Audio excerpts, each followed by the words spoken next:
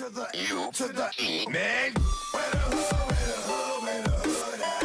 Had a nigga in the truck where the wood at. All the niggas acting up, better. What's up, Internet? Corey Zamier here, doing a response video to Retro Remix Nation. I believe he started it, or if he didn't start it, I don't remember mentioning who started it, but he wants to see the most expensive games in our collections.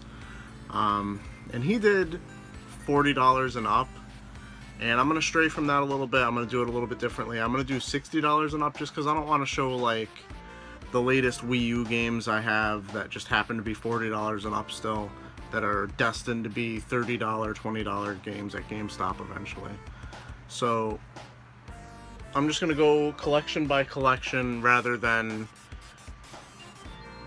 lowest to highest like he did also. So I'm doing whatever I want on this apparently. We're going to start off with Sega Genesis. And I'm also going to let you guys know, if I can remember, what I got it for and how I got it.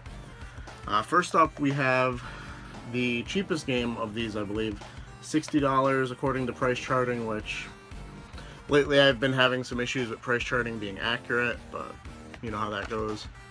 Complete, really nice shape. I believe, unless I'm mistaken, I got this at a trade event from a friend, and I think I probably paid about $30 or $35 for it, and it goes for about $60, so that's not that bad.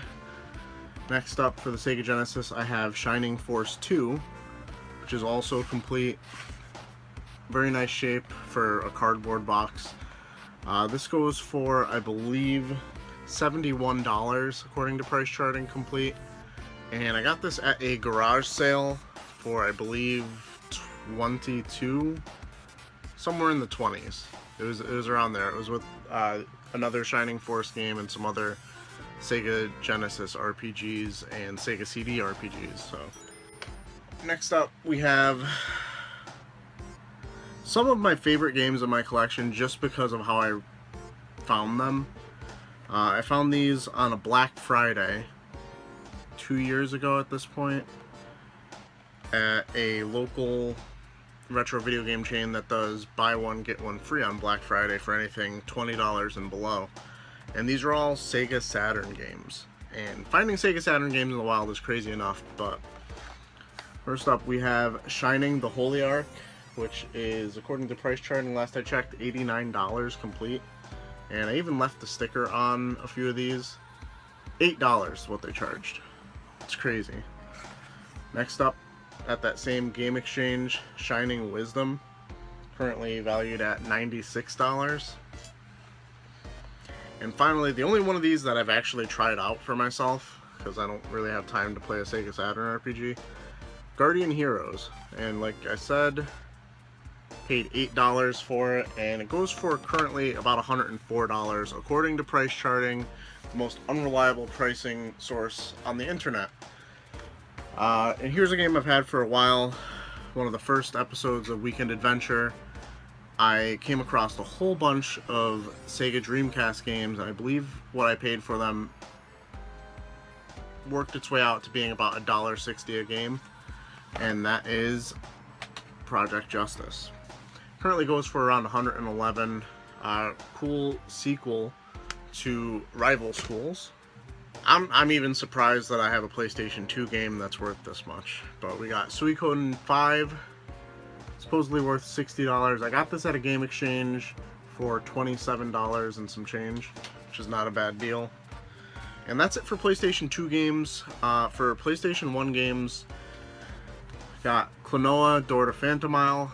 This was another garage sale find. I believe I paid $2 for this with a whole bunch of other games. I was ecstatic to find that. And here's a game that I've had since it was released, Suikoden 2. Currently listed at $115, and my mom paid $40 for this back in the day. On to the Nintendo stuff. Let's start with the handhelds. One of my most recent acquisitions, Kirby's Dream Land 2.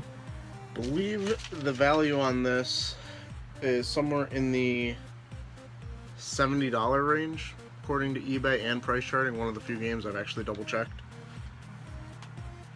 And here's a game I picked up, I don't know why, back in the day. Someone recommended it to me, maybe I saw an IGN review, and I was super into anime at the time, and I knew Atlas was a good publisher.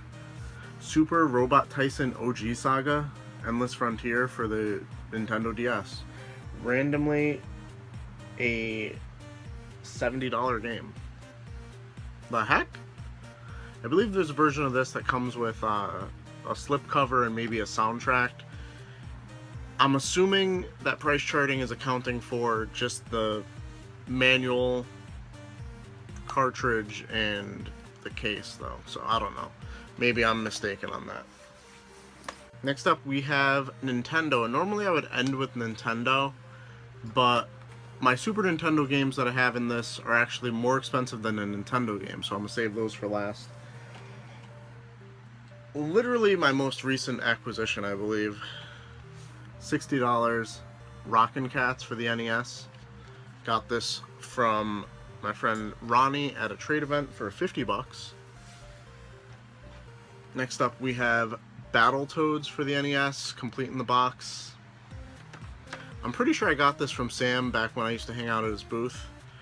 Looking back, there were a lot of deals I got at Sam's booth from Sam that, like, looking back on it, it just kind of blows my mind how he gave me such a great deal on some things. That game in the box currently goes for, I believe, $66. Yeah, that's what I have written down, so must be true. Here's another game I got from Sam's booth, probably for chump change when it all evened out, because it was part of a big bundle deal when we got a whole bunch of NES games in stock.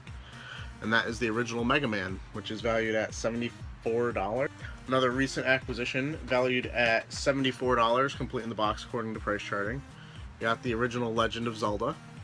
Very nice condition. Got this at the flea market. It was part of a big bundle for $50, of which I've definitely made my money back. Here's another one from Sam's booth that I must have gotten a great deal on back in the day, because the times when I spent a ton of money, I remember them. And I don't remember spending a ton of money on this. This is Castlevania 3 Dracula's Curse, complete in the box for the NES. Currently valued at $75. And like I said, I have no idea what I spent on it, so it couldn't have been too bad. Another one of those games that I got in the same lot as that Mega Man. One of my favorite games on the NES. Probably my favorite game on the NES, now that I think about it. Complete with the manual. Just need the box. Bucky O'Hare. Valued at $80 for the game. With the manual, I'm honestly not sure. I didn't do much research on what the manual itself goes for to try and figure out a value, but I'd say like 80 to 100 total for what I have here. And like I said, that was part of a big bundle deal when Sam got in 233 NES games at once. There was a ton of rare titles. It was the closest I've ever come to seeing what Casey the Game Nerd sees every week, if you know what I'm saying. Like, it was just absolute ridiculousness. And the last game I have for the NES was one that I pieced together. I got the box from the kids that took over Sam's booth. I think I paid less than $10 for the box, which is crazy. It came with a manual. And from the Bad Graphics Gamers, I picked up the cartridge at Too Many Games this year, and that is River City Ransom. I'm pretty sure Bad Graphics Gamers, I ended up trading them a Super Metroid and got the cartridge and something else. I don't remember. Go back and watch the video. But complete in the box, that one is valued at $85. So might not be more expensive than Bucky O'Hare, but I think it's really, really cool. On to the Super Nintendo games. This is one that I don't know if I trust Price Charting at all on. The Adventures of Batman and Robin for the Super Nintendo. valued at, on price charting last I checked, $74, but I feel like that's one that might fluctuate quite a bit. I don't think it's that expensive. Here's one that I pieced together back before I even started YouTube, I believe, or maybe it might have been right at the beginning, and that is Legend of Zelda: A Link to the Past. Pretty nice condition, not the best I've seen, but considering I pieced it together from having the cartridge and I believe the manual, I believe I got a box online. I don't remember. I know that I pieced together this next game though, Megaman X. This game is currently valued at $83, complete in the box. I came across multiple cartridges for this a while back, and I think I turned one of the cartridges into the box and manual, and now I have it complete. And when I say a while back, I mean like 3 years ago.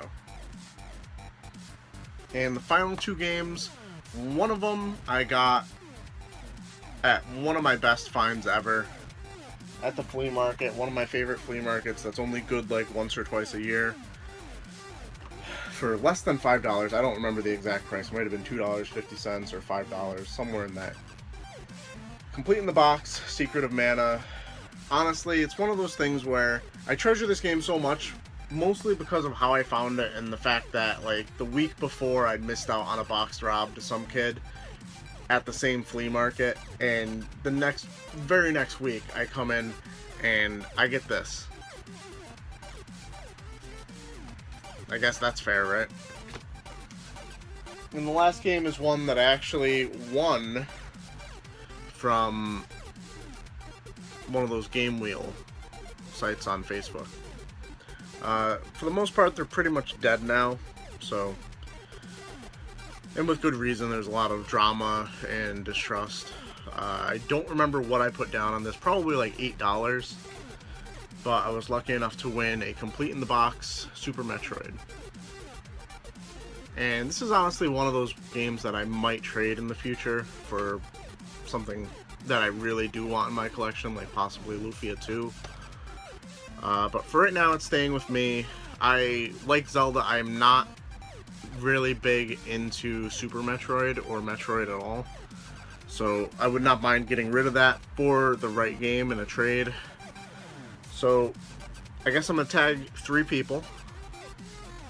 First up, I'm going to tag Matt and Jalen. Second person I'm going to tag is RPG Tour Guide. I know you don't do very many pickup videos, if at all, but love to see what you have as far as expensive games. And the third one, the one and only, the Fluffy Gamer. So if you guys are interested in doing one of these videos, I guess you can do some kind of spin on it like I did, where I really didn't want to spend the entire day dismantling my collection to bring out every $40 game. So you can set your own parameters, I guess. Like the video, let me know what you think about these games. If you have something cool to trade for that Super Metroid, let me know. Subscribe if you're new, and as always, keep it real, Internet. That's the whitest thumb up you've ever seen.